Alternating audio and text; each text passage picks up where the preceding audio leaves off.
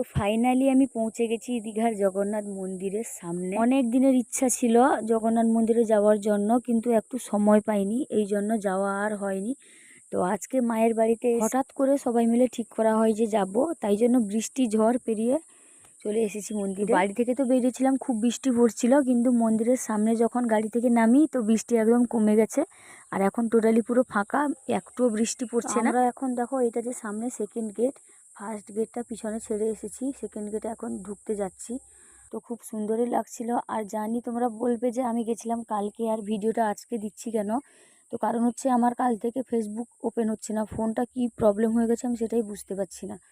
মানে যখন আমি সুইচটা অন করে অফ করে অন করছি তো তখনই হচ্ছে, না হলে ফোনটা হচ্ছেই না। তো কি ব্যাপার আমি বুঝতেই পারছি। আর ভিডিওগুলো আমি করে রেখেছিলাম তোমাদের সঙ্গে শেয়ার করব বলে, তাই জন্য আজকে আর ওখানে দিচ্ছে না ক্যামেরা করতে। ফার্স্ট বাইরে যখন ছিলাম ফার্স্ট থেকে পুরো ভিডিও করেছিলাম, কিন্তু ভিতরে ঢুকতেই বলো ওগুলো ডিলিট করো, তো তাই জন্য ওগুলো আর দেওয়া হচ্ছে না। আর একদম ভিতরে যে আসল ঠাকুরটা ওখানেও ক্যামেরা করতে দিচ্ছে না।